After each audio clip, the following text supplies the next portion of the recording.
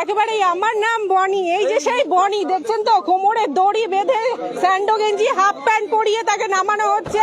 প্রথমে শুরু করা হলো তার পাড়া থেকে, দেখতেই পাচ্ছেন সেই বনি, 24-এর বিশ্ববিখ্যাত সেই বনি, এই কাঁচরাপাড়ার বনি। একেবারে এই তাকে দেখছেন। তোমার নামে যে এখানকার মানুষ অভিযোগ করছে এই যে তুমি তোলা নিতে এখান থেকে বিভিন্ন কোটা থেকে টাকা দিতে, তোলা টাকা দিতে। আরে বলো না, আর কি হবে? তো কিছু বলার নেই। কেন? তোমার নেতারা কোথায়? কে একা একা? তুমি কি, তোমার কোনো আক্ষেপ আছে? দলের জন্য তো অনেক কিছু তোলা তুলেছো, তো এই কি আক্ষেপ আছে কোনো? কাদের দিতে টাকা? কাদের নাম করে টাকা তুলে দিলে তারা কোথায় গেল? বলো বলো। এইখানেই তো 24 সালে তুমি বলেছিলে আমি বলি।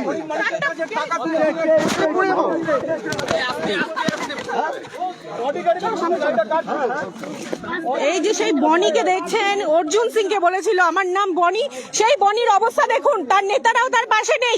নেতারা কোথায় এখন সেই প্রশ্ন করা হলে কিন্তু সে চুপ করে রয়েছে। তার পাড়া থেকে শুরু করা হয়েছে বনিকে কোমরে দড়ি বেঁধে একেবারেই স্যান্ডো হাফ প্যান্ট পরিয়ে বনিকে তার পাড়া থেকে ঘোরানো হচ্ছে।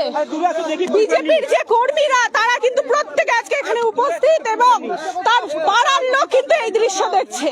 এক্সক্লুসিভ সেই চিত্র, পশ্চিমবঙ্গের এই চিত্র বেশ কয়েকদিন দেখেছেন। কাঁচরাপাড়ায় যেটাও সম্ভব, দেখছেন তো, কোমরে দড়ি দিয়ে হাফ প্যান্ট পরিয়ে। কাঁচরাপাড়া 3 নম্বর ওয়ার্ডে বনিকে ঘোরানো হচ্ছে। বনি একটা দাস সৃষ্টি করে রেখেছিল, একটা বনি নামে এটা এই অঞ্চলে একটা আতঙ্ক ছিল।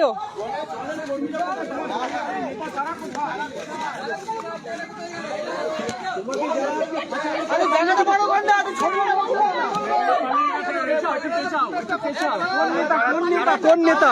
নেতার নাম কি? তৃণমূল কংগ্রেসের যারা নেতা তারা পালিয়ে গেছে, যারা চুরি করেছে তারা পালিয়েছে। আমি চুরি করিনি, সেই জন্য এখনো আছি। চুরি করেছে নামটা বলে দাও। কমল অধিকারী নেই, জানি না কোথায়। ওই তো আর কে আছে? হ্যাঁ, ওই তো বললাম তো, কমল অধিকারীর কথা বললাম তো। কি করতো?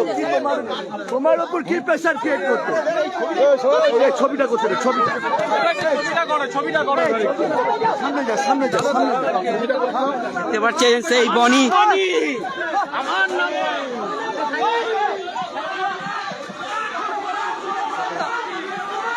দেখছেন বনির অবস্থা, দেখছেন তো, কাঁচরাপাড়ায় একটা ত্রাস সৃষ্টি করে রেখেছিল। কোমরে দড়ি পরিয়ে ঘোরানো হচ্ছে, শহরেও ঘোরানো হবে। পুলিশ রয়েছে বিজেপি কর্মীরা এবং সাধারণ মানুষ।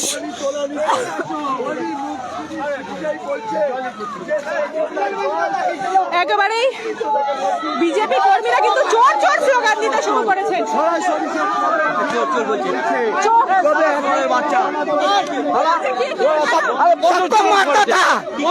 स्कूल का लड़का लोग को मारता था, क्वार्टर बेचता था, मारा लेता था, बोली बोली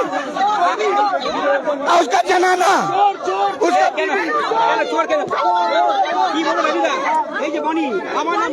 ওর জন্য আমরা পার্টির কোনো কার্যক্রম করতে পারতাম না।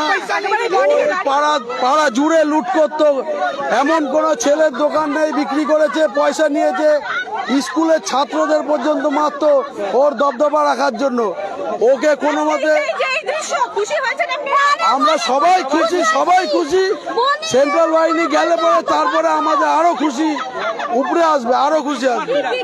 যখন রিপ্রেস দিতে আসতাম তখন বলতো কেড়ে ছিঁড়ে দিয়েছে, ফেলে দিয়েছে।